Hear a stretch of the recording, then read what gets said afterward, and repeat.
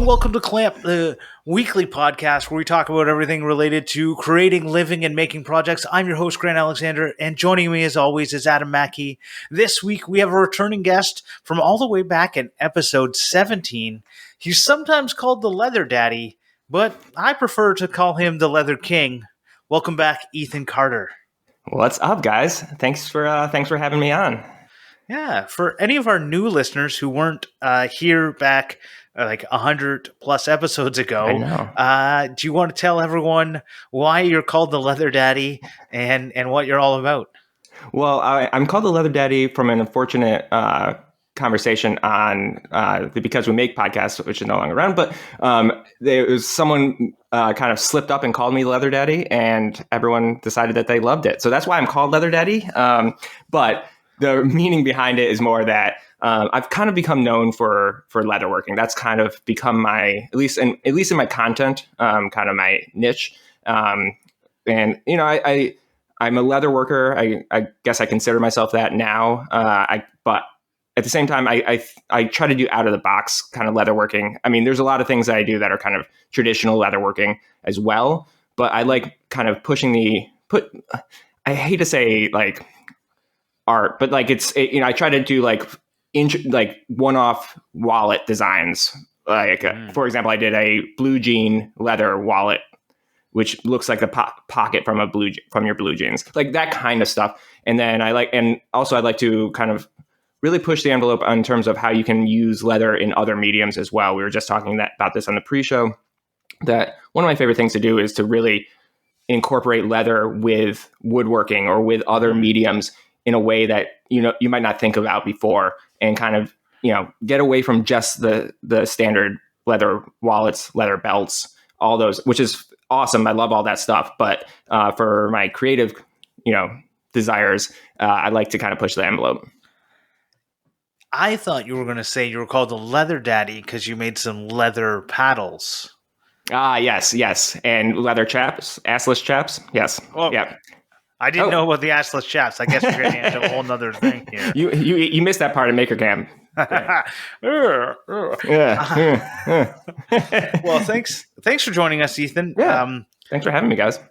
Yeah, so today we wanted to talk a little bit about something that Ethan and I recently did at Maker Camp down there in East Durham, is that we put on an in-person class. And so we wanted to talk about, you know, classes in general and in-person learning, and talk about how there are some, you know, advantages to that, and obviously, you know, there's some drawbacks to it as well. And thought that would be an interesting topic. And I forgot that. I don't know if I ever asked you, like, have you taught in-person classes before, Grant? For making stuff, not that I can think of. Like I've taught a couple people, like friends and families, how to make stuff, but I haven't actually taught like a class, like strangers. I've never taught strangers how to make something. I do, like at work, I've done training and stuff. Oh yeah, right. Yeah. No, yeah, and it was definitely my first time. Same. I mean, I've done, I was a TA in college. I've taught people things, but it was my first in-person like teaching ever, which is kind of amazing. And I didn't really realize that, and I think until we started that first class, Grant, it was kind of like, oh yeah, this is in person. This is different. Yeah. This is different than a YouTube video where I'm just talking to a camera and teaching that way, which is, right. I think that's part of what the conversation is what are the differences? Because we've all, us being all content creators, we all teach, right? We've all taught through our videos and content and stuff like that, dozens, if not, hundreds of times. For sure, yeah. But it is the different experience to teach in person with, to your point, with strangers in front of you that are looking at you and actually that are expecting you to be able to teach them, right? Yeah. And I know, like, thinking about it, Bob from I Like to Make Stuff on the Making It podcast is often talked about how there's a certain like level of like credentials you get for publishing a how-to video. Yeah. And then I think that is 100,000 times more teaching in person. Yeah. Yeah. Like, I could only imagine. Yeah. Well, I mean, and we've, you hear it all the time. Imposter syndrome. I mean, I don't know if you felt this way, Grant. I definitely felt like I still, I mean, I don't consider myself like a fine leather worker. Like as I said before at the beginning of every class, I'm a YouTube taught leather worker. I'm not, I didn't, and maybe that's fine nowadays. Maybe that's how most of us learn these days. I think it probably is, but it still made me feel like, what, what right do I have to be holding a class for these people, Well, I want to actually talk. Let's delve down to that a little bit more, because I actually think that that is something that a lot of people feel inappropriately. I feel like if you if you can do a project and you can teach a project, it doesn't matter what your skill set was, where you're from, what you've done, right? If you can learn how to do a single project, especially like that's what we were doing. We were making leather Right. wallets. It's a single project. You could literally take that, never have done leather working before, spent a day perfecting that, and taught a class on it, Yeah. right? No, and I totally agree with you.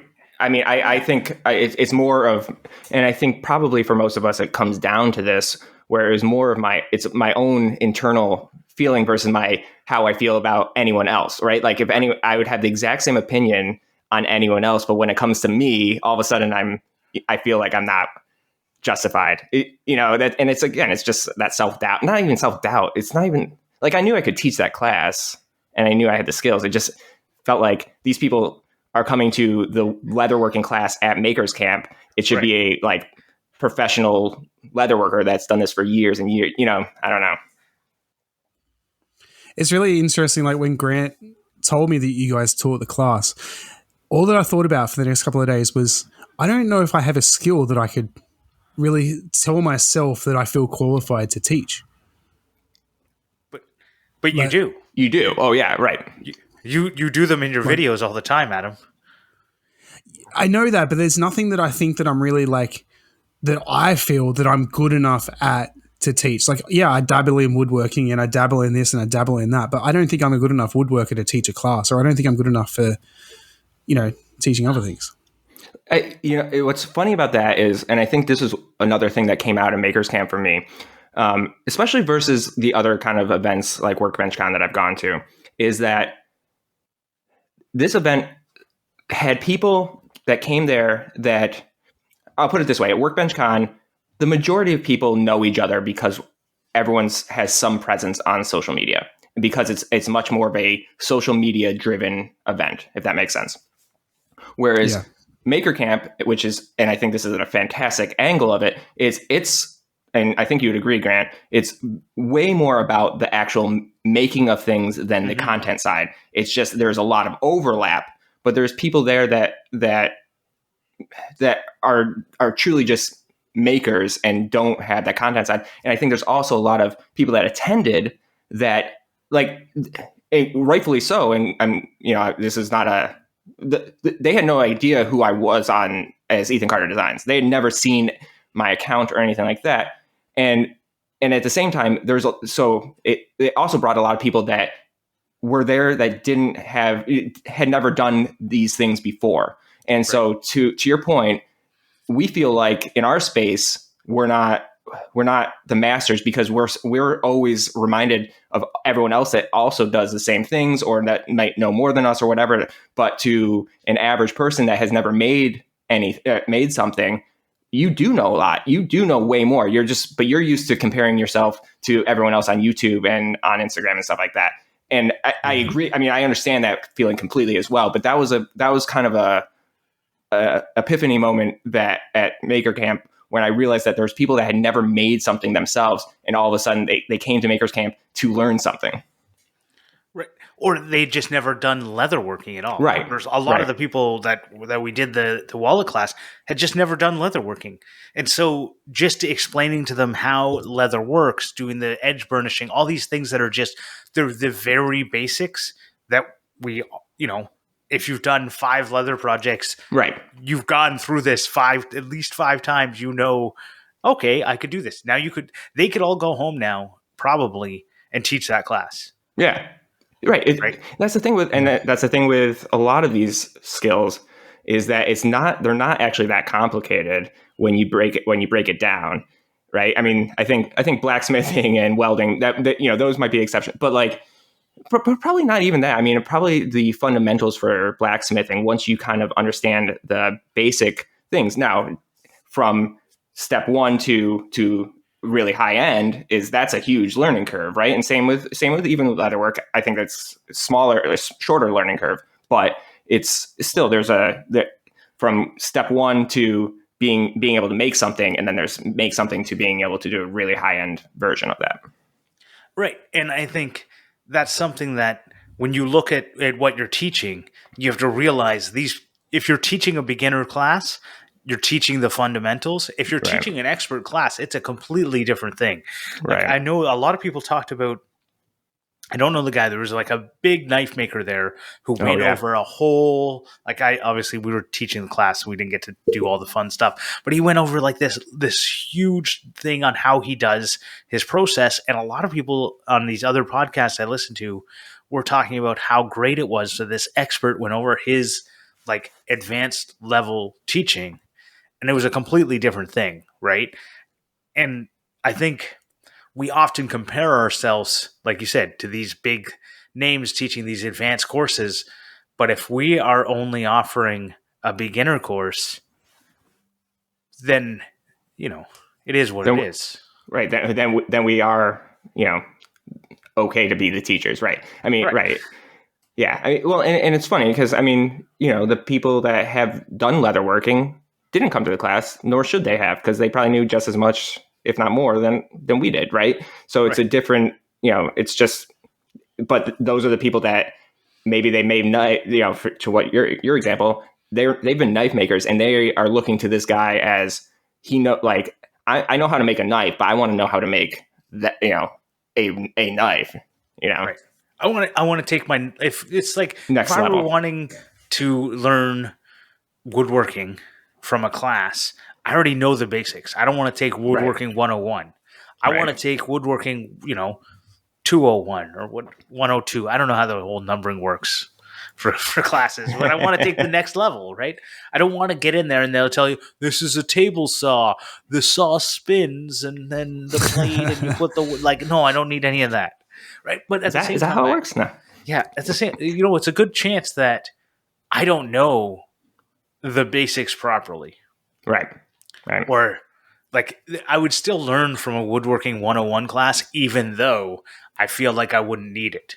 Well, and I think that was even for our class. I mean, again, I think we were teaching the way that we've learned it, we've done it, and stuff like that. Even the stitching, I thought about it afterwards, and I taught the way I do it, and the way I do it is because I don't use a stitching pony is different than the kind of traditional, professional way of doing it, where you don't pull either thread tight, you pull them tight together, and there's a reason for that. That's just not how I work. And I kind of thought about that afterwards, as I should have said that, explained that as this is the proper way to do it. I don't do it this way. I get the same results, but these are the types of things I have to keep track of because I don't do it the proper way or the traditional way. That's why I try not to label my videos how to. It's always like how I made or something like that. Unless I've been doing it with the Fusion videos just because it's for the algorithm pretty much. And it pretty much is a how-to because I'm not really using tools of I'm not using this tool right. Like Fusion is pretty simple to there's other ways to do it. Yeah, but it still works. That is still a way to do it. Yeah. Yeah. I mean, it's funny that you say that because I've been thinking about my YouTube channel a lot lately and just what I want it to be and or what it should be and what I want it to be. And it's funny, is almost all my videos are how to, because I do start to finish voiceover. What? Do. I thought the same thing. But they're all, they are start to finish how to videos, and I do voiceovers and everything like that. I think but as I look at them, I think there's only some that should be labeled how to your point. I have how to leather stitching 3 ways. That's a very that is a a very instructional video. It's not a project video. It's an instructional video. I had the how to wet form three easy techniques. That's a teaching, that is a teaching video. It's not a project video where I tell you how I made the project. Does that make sense? It 100% makes sense. Those couple ones are definitely instructional. I think all of your videos are instructional. I think you should take how-to out of it, even if they are instructional, because the how-to makes it so that people don't click on it unless they want to learn. They want to learn that. So it automatically takes it out. Now, if you're doing the leather stitching video, it makes sense. It's a how-to video, right? Right. But if you're doing a project video, you should probably take how-to out of it, unless it's a basic video like how to make a wallet, how to do your first leatherworking project, how to like that makes sense. I think that's exactly what I'm thinking, Grant, is exactly that. It's like these are project videos. They're not how-to videos. And there's a distinction between those where it's purely about instruction versus design, creativity, all those things. You could shoot the project the exact same way. You could have the same video. You could do the voiceover as if it's a how-to. Just don't put how-to in it. Yeah. No, I think that's exactly what I've been kind of realizing lately and thinking about. Yeah. So I think we've talked a little bit about YouTube, and I think there is something when we think about online learning that way versus in class. Mm-hmm. One thing I noticed about our class is we obviously had a very limited space, right? So we had hour block sessions with 5, and sometimes we snuck in a 6th person at the table. Whereas if we had done a video and just had the video playing and the materials available, hundreds of people could have done it. Yeah. Yep. And we could have just been there to help them with it. And I don't know if that's a better way or not. I really liked what we did. They got, like, I think if we had, like, this kit is available. Here's the materials for the kit. If you want to take it with you, you already know leatherworking, or if you want to do it, on a picnic table somewhere else, we can do it. And you can come and ask us questions, and we'll have a, teaching moment here. Like office hours. Yeah. Yeah. Go ahead. I feel like that I would not like to go to something like that and have to follow a video. I think it'd be a really cool idea to have this is our limited spots, but we also have kits available with a video that you can purchase and take it home and do it and follow along the video. But to actually go to an event and have to watch it like that, the reason I'm going to the event is to have that hands-on personal experience. Right. You're spot on, because I think that was one of the ideas I had coming out of the event was next year, whatever the project is, it would be really great for both for the people attending, but also for my channel to have a video of the project that we were making. So for 2 reasons. One, the people that weren't able to attend the class, right? And 2, for the people that attended the class that they went home and they forgot X, Y, and Z. And as a reference, as a supplemental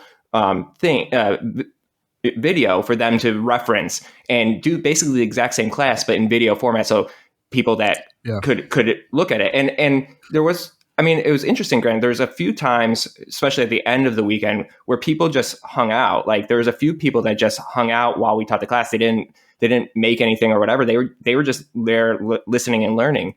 And the same thing, right? You could give them the materials to go make it at home, and then you could also say, and we have I have a supplemental video that goes over all the steps that we talked about today. I think you're right. I think that's probably the right way to do it. Yeah, I can guarantee that if I was at an event like that, I would definitely purchase something like that, because there's 2 reasons I wouldn't do a class. 1, I couldn't get in, and 2, I don't feel confident and other people seeing what I'm doing. If I could buy a kit that has everything I need, like tools and everything as well, like something like leatherworking, you could add in a cheap set of tools to the kit and all that sort of stuff. Take it home and do it in my own time where people aren't going to be looking at, where I feel like people aren't going to be looking at what I'm doing. I would be a lot more confident to do it. Yeah. Yeah. And I think that's, even if you didn't sell the kit, you could give the resource and as to where they could get it. We talked about that, and I've had a few people reach out because I said that. I said, reach out if you're interested. If you enjoyed this and you want to get into it, you can get into it with a really inexpensive kit, and you can go a long way with an inexpensive kit. Hit me up. I'll send you a link, and you can do that. And I've had a few people reach out, which is awesome. I love it. Yeah, that's cool. When I think about it, the only thing that was really leather dependent, like that was inexpensive, was the stitching chisels. Yeah. Right? Like otherwise, everything else we were using was nice to have, or like you needed the needles and the stitching chisels. Yeah. Right. Oh, yeah. I see what you're saying. Chisel, is that the thing that makes the holes? Yeah. To put the stitcher. I thought even those, I mean, you can get a $12 set on Amazon now, and you can get a $25 kit that has, and I will say that the stitching chisels are not like it's a very big jump from, there's no difference from $0 to $100. When you get to $300, huge difference. Definitely a big jump. But from like the difference between a $12 set and a $50 set is minimal, if at all. So yeah. What's the difference between a $50 set and a $300 set then? Like, what makes a $300 set good? Because it's literally just a piece of metal, no? It's and we talked about this a lot too, because the results. There's zero difference in the results, in my opinion. It's how easy it is to use and how enjoyable it is to the process. So that was one of the tools that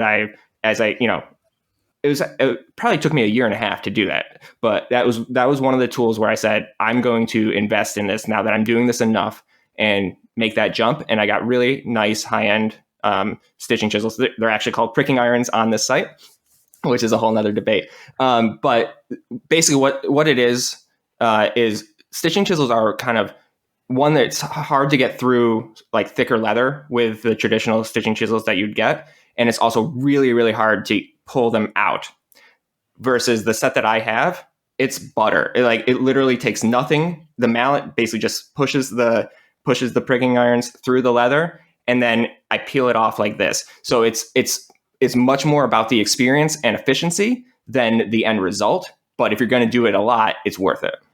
So just to put this out there, that's something that you could only learn, I think, through a class. Yeah. Because you can't answer that question in every single one of your videos. But we got asked it almost every single time. It kind of be like going out and buying like a $500 hand plane and having no use of like a cheap one and not knowing how good you have it. Yeah. Right. Yeah. Okay. Absolutely. It's much more about the experience than the result. Yeah. If you do a leather course again next year, you need to reach out to a company and say, I've had all these people message me after last year wanting to find out where to get material, and get them on board and sell kits. Like toolkits, even like a $50 toolkit. Well, we had the Weaver supplied the kits for the classes, and I actually think it would be a really good idea if Weaver sent extras to sell. Yeah. Yeah. Yeah. 100%. No, I think you're right. I think there's people that would walk away wanting to do that. But I think you're right. I think there's a benefit, whether it benefits us or the event or whatever. I think there is value to that, because a lot of people drove and stuff like that. That was the other thing I was amazed at. There's a lot of people that drove to this event much more than flew, which I was surprised at. And so because of that, I think people are more likely to be able, that would be the trick with flying, is I guess if you're checking a bag, you'll be fine. But yeah, no, I think you're right. You're kind of missing out. Right. It's almost like a whole package, like a make a wallet kit that has the tools that you need and the leather that you need, and Right. Anyways, that's something we can talk about. That's a kind of cool, but it's not like an in-person learning. That's like taking the in-person and giving it away. And I think we'll bring it back a little bit. Mm-hmm. So one thing, we were sharing the tent with Patty from Brooklyn, Patty Gilstrap. And one thing she's awesome, by the way. She is amazing. It was great seeing. Nicest person ever, too. Totally. She actually teaches. And that's a big difference between me and you and her. And she realized not everyone learns by hearing and watching. Some people like to read instructions. And so she had printed out instructions for everyone as well. And I went, that would have been such a great idea. Because if anything, there was a lot of times where people were kind of stuck waiting for the slowest person. Yep. Yep. And other than the loud hammering for the stitching chisels, everything else could be done. You know, if you got ahead, you didn't really need to wait for us. But some people are faster than other people. It's just the way it is. So having the printed out instructions would allow those people to keep moving forward. Well, and even the approach that we took to try to get around that was, even if people weren't done, we stopped people and said, we're going to teach the next part, even if you're not there yet, so that people that are done can keep moving. But to your point, Grant, even that then would be helpful for the people that weren't there yet, right? To then be able to look back at the instructions when they got to that point. I think which is, yeah. And I've never written instructions. I've done Instructables, which is different than step-by-step instructions. Instructables. Well, let's talk to the 20-time winner. But this is the thing, right? This was the whole point, is that this is both your guys' first time teaching a class, right? I feel like those sort of things come with experience of being a teacher and teaching multiple classes. You know, you've gone away now and learnt these things. I think that's what makes a good teacher, is someone that can keep the class flowing, but also not leave people behind. And I think that was definitely I think we got better at that, Grant, you know, and I think that's why it was really, really beneficial to have both of us, because, you know, it's the second that one person's asked you a question and you're working with that person, everyone else has to not have a question, right? But at least if there's two of us, you know, Grant could be helping them with whatever they're doing, or, you know, and so I think that definitely helps. It's funny. I lost my train of thought. I think what it is, like, I know what I was going to say. To your point, everyone learns differently too. It's funny, when I've done an Instructables, and this is a tangent, so we'll bring it back. But when I've done an Instructables, one of the comments I've gotten a lot of times is like, I love that I have the written part and the video, because different thing. I learn different things in different ways, and so having the fact that you made a whole video where I could see what you're doing, and then you also wrote it out, I can flip back and forth. And I think that is a really nice thing about when you make an Instructables off of a YouTube video, is you can capture both learning parts of the brain. Right. And that is 100% how I like to learn. I like to learn based off reading. I love Instructables for that. It is like, if I am ever searching a how-to, it's like Google is like, here's 1,700 videos on this how-to. And I'm like, no, scroll down. I want to get to the written instructions to learn how to. I don't want to watch a video. Videos are very slow and difficult to repeat something if I didn't get it. Right. So if I read something and I read a paragraph and I go, I don't really get it. Well, I can just read that paragraph again. Yeah. Yeah. No, I think about YouTube videos as inspirational and like kind of tips and trick nuggets, where like, that's what I learned from YouTube videos, is like this guy did this little thing and it was a little tip or trick. And that's what I take away from it. I'm never going to watch a YouTube video and be like, now I can make a dining room table, right? It's just, that's not the way it is. But so I to your point, Grant, I think the like Instructables or plans or whatever, that's how you actually learn the process. But the videos are kind of inspirational and tips and tricks. So how long of a video do you think it would have been if you had made that wallet as a YouTube video? It's a good question. Probably, I would say probably 6 to 7 minutes. Yeah, I was going to say a 5-minute video. Yeah, my videos are always shorter than everyone else's because I speed everything up. No, and so do I. I talk about, but I also expect people to, at the same time, to your point, being able to reread it. I do expect people that if they miss something because I talked fast, which I do talk fast, to be able to go back. That's maybe a bad thought process, but that's how I do. I think it's good. I was just comparing it to, we took an hour-long class. Yeah. Mm-hmm. So I think it's really interesting that a class took an hour and a YouTube video would have been 7 minutes, and reading an Instructables would have been 10 minutes, Yeah. right? Or whatever. I just find it an interesting thing. Yeah. Dynamic. Yeah. I feel like Grant's point was more that if you're following like a written thing, you're in control of the speed of it. You're not doing your thing, and the video gets away from you. Yeah. No, that's You're in control of when you turn to the next step. What you said about YouTube videos, I usually use YouTube videos for inspiration and entertainment only. In saying that, I definitely have learnt some things from YouTube. Like I would have never known about breadboard ends, for instance, on a table if it wasn't for YouTube. Right. right. Because you didn't take that as a class, right? Well, you wouldn't even know to like look it up. Right. Yeah. It's one of those but that's the inspiration unknown part. knowns. And but that's also what, like, I guess kind of what I mean by nuggets. I mean, there's like technique nuggets, but then there's also just like process nuggets that you never knew that you didn't know. Right. I mean, that's. Yeah. Yeah. Like, I never watch, I'm never going to watch a video. Like I'm never going to go, I'm going to watch a video on how to make a dining table because I need to make one. I'll watch videos because I find them entertaining. And then I see that in a video and go, oh, if I ever make one, I want to put breadboard ends on it or something like that. Right. And again, not to kind of tangent, but again, I think that's a little bit of what I'm struggling with and trying to figure out, like, my voice with my videos, because I feel the same way, but I still make videos with a mindset of someone's going to make the thing that I'm making.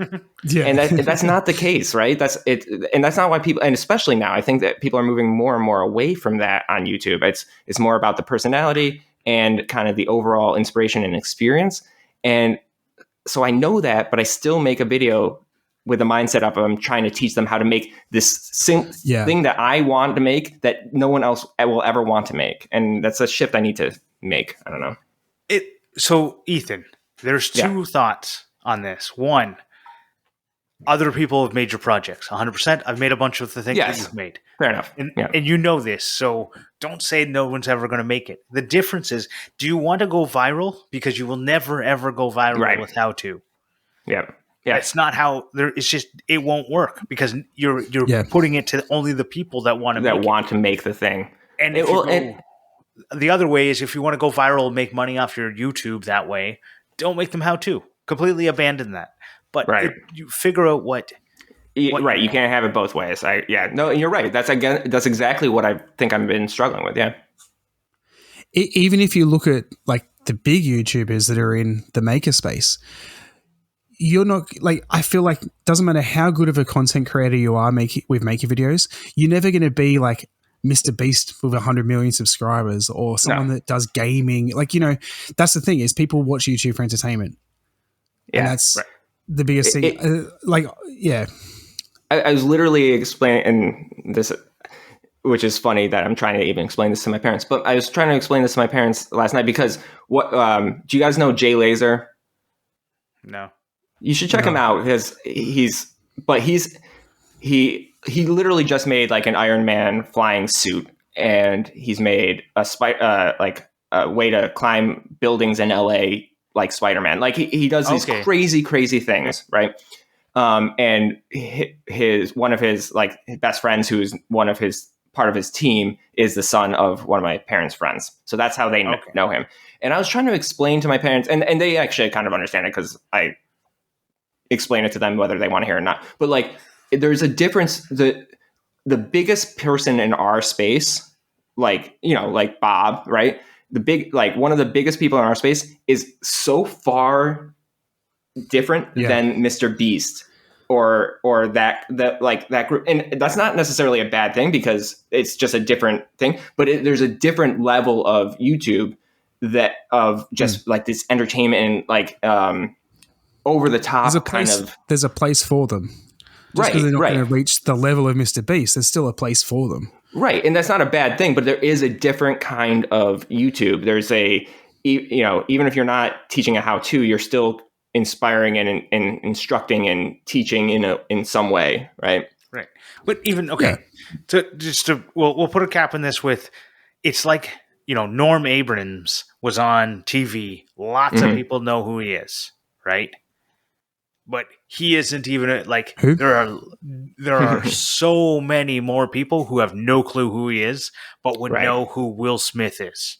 Right. Right? They're a different Right, level yeah. of people who've been on TV. Right. Right.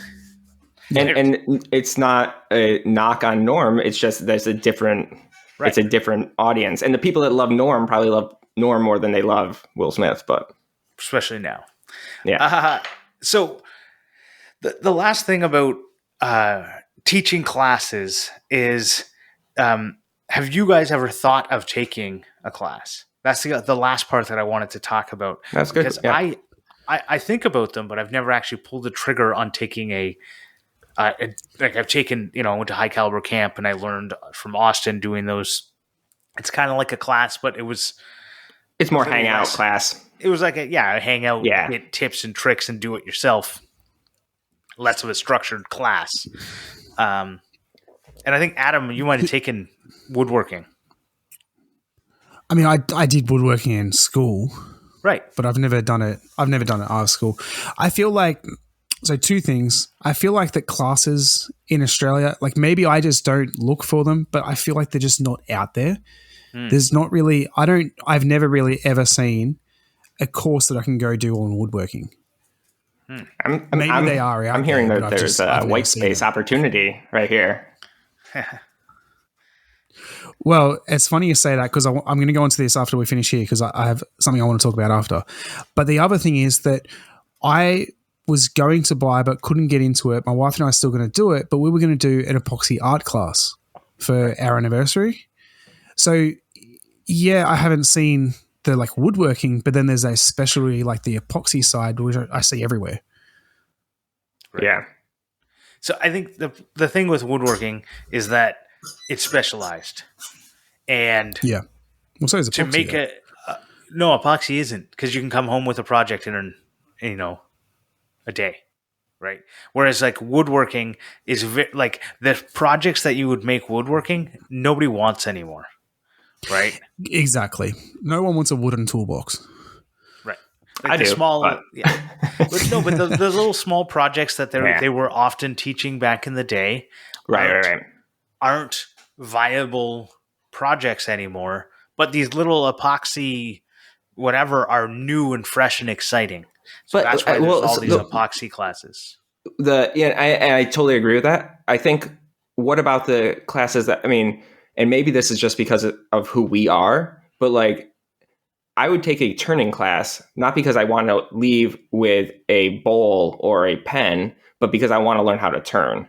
Right. Does that make sense? So I'm taking the class because I want that technique, not necessarily the product.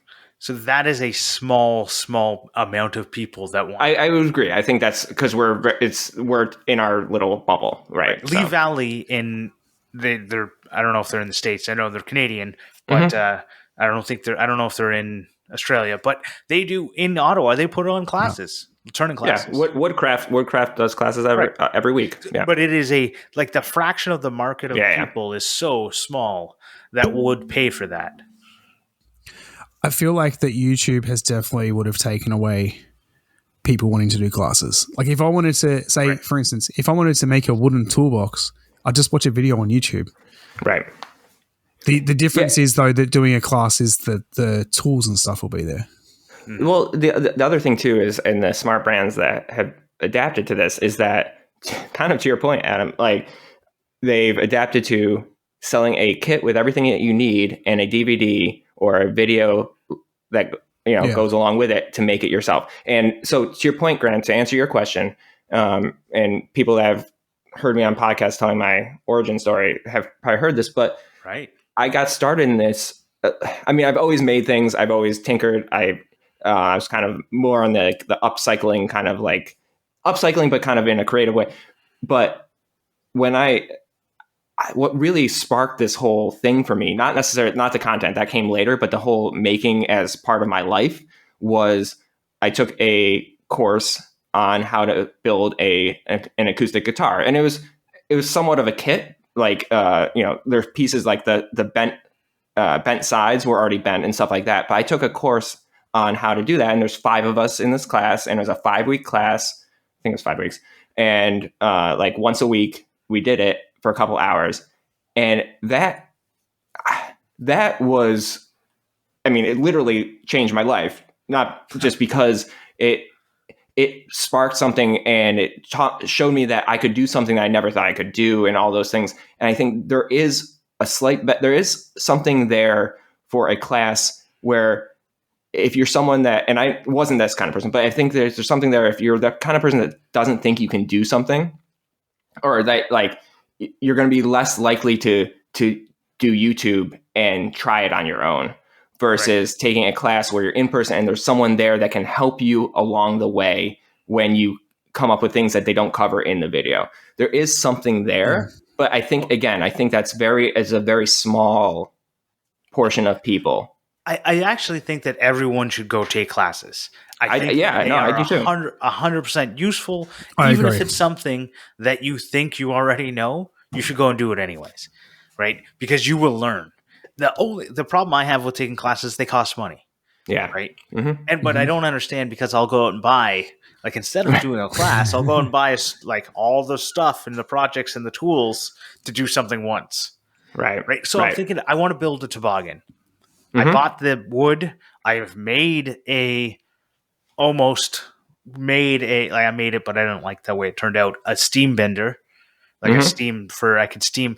I could do all this. I know how to do all this. Right. I'm thinking of just taking the course that is offered at the Ottawa City Woodshop. I think that's the name, OCW. I think. Anyways, they put on a course that they do steam bent toboggans. Right. Pat Lapp's got a video where he works with them and makes it. And, the guy's name's Matt Wallace. I followed him. I just can't remember if it's OCW or not, or OWC. I can't remember. Anyways, I might just go take that class. I have the wood already. I have a table saw. I've got a thickness planer.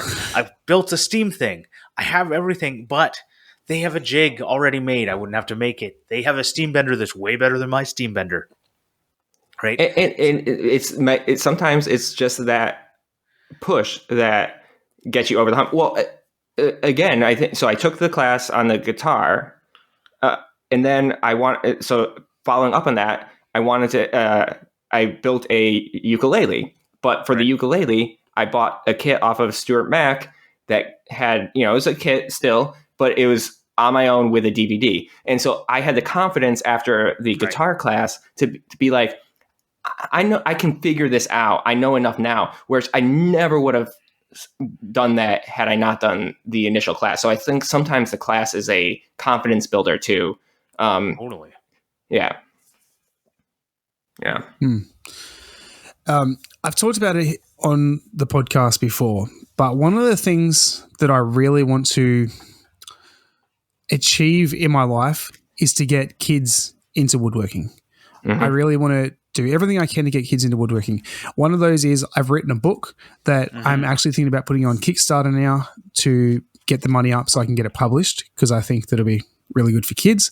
And my other goal, which I hope to one day be able to start the business of if YouTube takes off and I can get the money for it and all that sort of stuff, is I want to make like kid classes for woodworking. And essentially what it would be is I have like a warehouse somewhere, or like a shop space that has like 5 of each tool, like power tools and all that sort of stuff.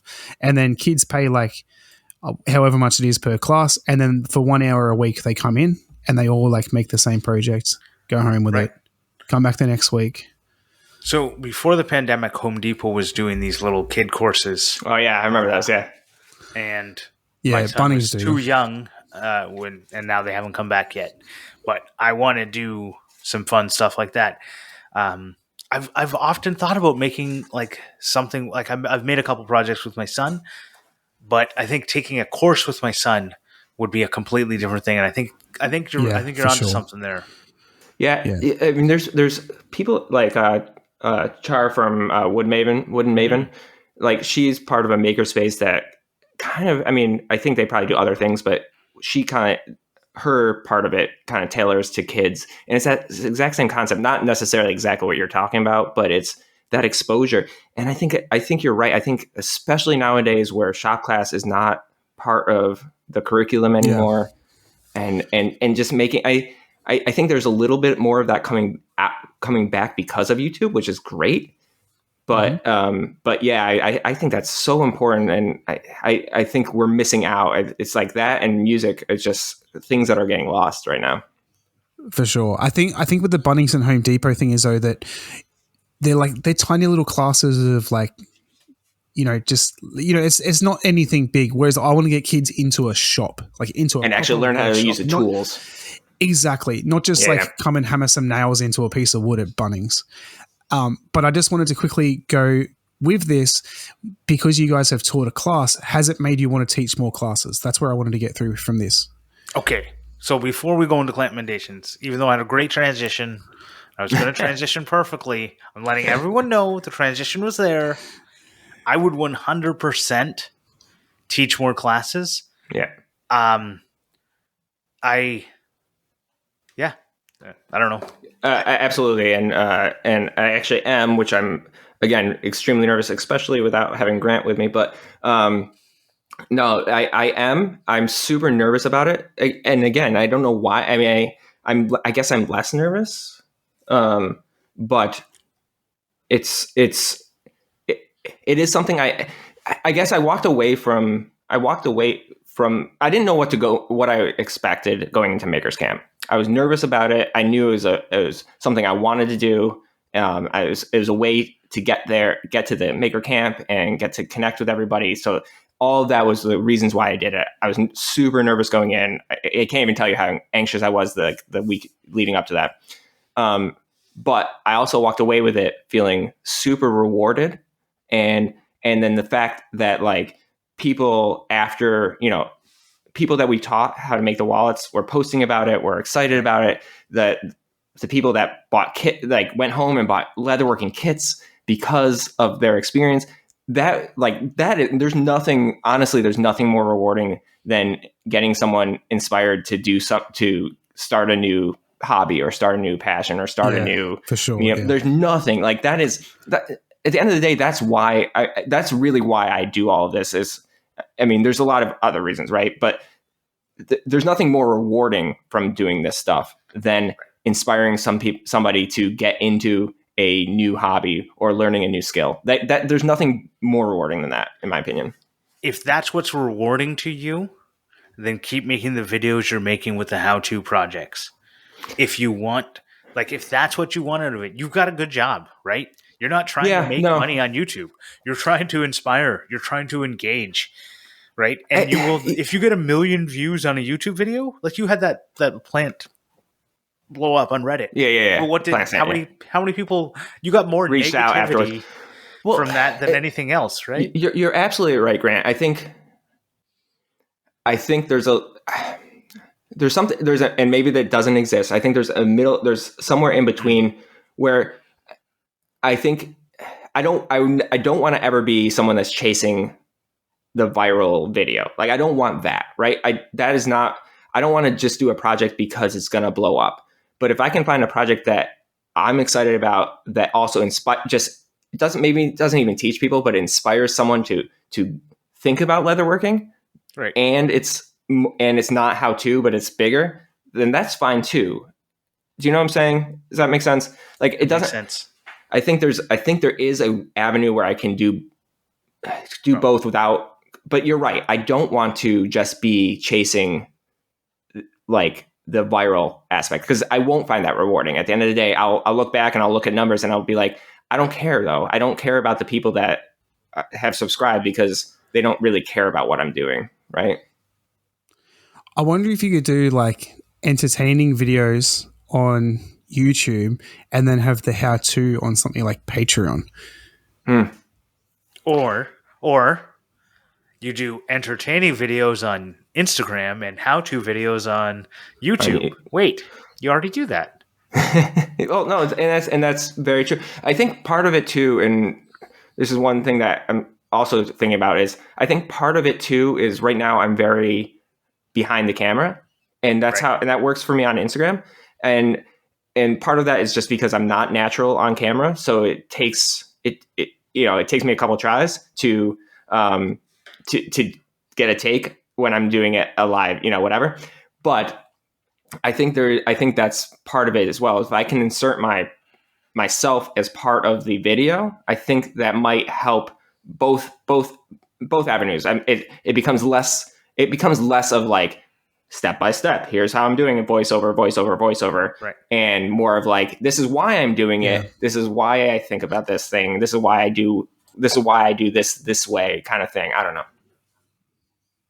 I didn't mean to make this a therapy session for Ethan Carter's YouTube channel, but yes, everyone go subscribe to Ethan Carter's YouTube channel. I will say though that Patreon did release today that you can upload videos straight to Patreon. You don't have to put a link. Oh, really? Well, yeah. And talking about Patreon, I think we should thank our Patreon supporters, especially the F Clamp level, Brent Jarvis from Clean Cut Woodworking, Vincent Ferrari. Do you know who Vincent Ferrari is? Who? Yeah. From Digitally Creative, Austin from the High Caliber Craftsman, Scott Oram from Dad It Yourself DIY, and Joe Herdina and Lawrence from Maritime Knife Supply. I've been saying that list for so long, and then we had a new person, so thank you very much to all of those people. I appreciate it. Anyone who wants to listen to us ramble more, like you didn't get enough. We do a whole pre-show where we chat and we talk about things.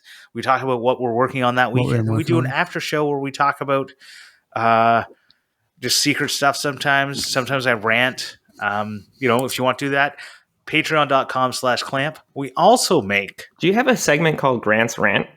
We have a G rant, yes. You can tell Ethan's not the hasn't done one for a while. But we also make a keychain that Morley used to make, and now I will be making leather keychains because I am the superior leather worker on the podcast. And they're custom made, custom stamped. Everyone gets a different number. So go over there to patreon.com/clamp. If you can't support us, we completely understand. If you can't support us financially, we completely understand. And you could just, listening is enough for us. Or if you want to share the show or write us a review, all that would be appreciated. And now, Clampmendations. Clampmendations. All right, so my Clampmendation this week is going to be the Clampmendation that should have been last week, and that is Jeff Stein's video on making an SVG and toolpaths on how to set up a CNC or set up a file for the CNC. He goes into so much depth, and honestly, if you need to know how to make cut files for the CNC from an image, best video you'll find for it because it's so informative. If you have no desire to CNC anything, should you watch this video? Yes. Okay, there we go. All right, Ethan, what are you going to recommend this week? I've been trying to work on this clamp. I can't, for some reason, I cannot say this word. Clampmendate? Clampmendations. Clampmendations? Got it. It's like recommendation, but Clampmendations. But Clampmendations. All right. I got it. Do you guys know Chris Crawford? No. Okay, so Chris Crawford, he's part of the maker community for sure. But he just rebranded himself. So he used to be Mortgage and Miter. I do know him. Yes. Yeah. So he just rebranded as Further North Fab on Instagram and Further North Fabrications on YouTube, and he's just he's just a really good guy. He makes a lot of a huge variety of different things. I mean, I think he's mostly known for woodworking, but he has a ton of different things. And he actually, Adam, you might be interested in, he just did a, what's it called? He has a very cool cafe racer. Yeah, cafe racer. Yeah, he just did a cafe racer. So he does, he's done a ton. And what I like about him too is he's clearly does this for the passion. I mean, I don't think I don't know this for sure. I know him as an acquaintance. We've met a couple of times. I don't think he has any desire to do this full time or anything that maybe he does, but I think he really does this because he loves doing it. And that's why he does kind of a variety of projects. He, again, like I said, he does mostly woodworking stuff, but I think the motorcycle video was actually phenomenal. I thought it was really, really good video. And so I like him. And It's funny. I thought that he took a huge break, and so I was going to say he rebranded himself, and now he's posting videos again because he's posted a lot of videos recently. But he hasn't actually. If you look at him, his posting history versus my posting history, he's way more prolific than I am. So he hasn't gone away, but I think he has picked it up recently a little bit more and has put a little bit more like intention to it recently with the rebranding. So. Just a shout out to Chris. He's a really, really good guy, really supportive as well. And Canadian, he makes great videos. He's Canadian, right? He is Canadian as well. Yes. Well, there you go. Yep. So got to be good then. So since we were talking about classrooms and teaching and classes and all that, and of course kids, I wanted to give a shout out to Mr. Jarrett, Mr. Jarrett _ construction tech on Instagram. He was interviewed on the Making Our Way podcast, and he teaches, I think it's middle school kids. So whatever middle school is, like grade 7s and 8, I think, in Pennsylvania. He's like the only one teaching them on the tools, trades, projects, building stuff, building all the stuff. And you can follow along with him. One of the fun things he does, and this is something that if you're interested in supporting him in a small way, he does stickers, and he gives them out to his kids to put on their hard hats. So if you have extra stickers laying around, or you got some old stickers that you're like, I don't want to hand these ones out anymore, I'll switch it up to my new branding or whatever. You can throw him your old stickers, and I think he also might be doing some donations as well. But you can check him out on Instagram. Does he do you have to contact them, or does he have an address to send them to? That's a good question, and that is something that you'll probably just contact him. I don't know if he's got like a PO box or something. It sounds like I think he said the address on the Making Our Way podcast, but I don't know. That's awesome. I think that's really awesome. Yeah. So go check him out. So at this point of the show, we would normally read a review, but since we don't have any, we're going to Adam's Slang of the Week. Slang of the Week. So for those that don't know, Adam gets suggestions sent directly to him for slang words from all over the world. Used to be just Australian words, but we went through all of them. And so he wants slang words from all over the world. And the people, when I guess them, and Ethan's going to guess it this week with us. It just makes me super nervous, by the way, because I don't I don't understand. I don't know normal English vocabulary, let alone slang. So I don't think I've gotten a single one. Actually, an Australian word this week, but if you want to send me through a slang word, send it through to Make It Mackie on Instagram. Don't send it through to Clampcast because now Grant's on there, so he'll see it. Send it through to Make It Mackie and give me context of what it means and maybe a sentence of how to use it as well. But this week's is from Joe Sarafa. I'm hoping I'm saying your name right, but Joe's Workbench on Instagram. Okay. Joe's Workbench. Joe's Workbench. Everyone knows him. The word is chunder. Chunder. You've done that one to throw up. Oh, okay. Well, there you go. Chunder. I said it. We've done it before, Ethan. You just said it. Yeah. Oh. Okay, come on, get a different one. Come on, hurry up. Do you know what Wackers is? What? Do you know what Wackers is? Wackers? Walkers? Wackers. No. Wuckers. No. Is an Walkers? Australian word. No. Wackers. Can you use it in a sentence? My mom's maiden name was Walker. Does that count? Or? No. It's I'll give you a clue. It's a response to someone, and you would normally say no Wackers. I would say like no fucking way. Close. No deal. No fucking worries. No fucking worries. It says thanks, and you say no rockers. No rockers. Okay. Wackers. Walkers. Well, I want to thank Ethan for coming on. And I think Adam's Slang of the Week is fun, and then also sometimes gets a little like awkward. But well, less awkward than if you'd asked me to do an accent, because the only accent I can do is Upper Western New York, Rochester, New York's accent, which is what I talk every day. So all right. Well, thank you very much, Ethan. We really appreciate you coming on. Can you tell everyone where they can find you? Absolutely. Yeah, I'm Ethan Carter Designs on basically everything. So YouTube, Instagram, Patreon, all those things. Yeah, I'm Ethan Carter Designs. I think I don't know what I am on Twitter, but ask Elon. Yeah, So, Twitter doesn't matter anymore yeah. at all. Yeah. You guys can find us all on the usual social media places by searching for the Clamp Podcast. And thank you, everyone. And we'll see you next week. This is a blast. Thank you, guys. Bye.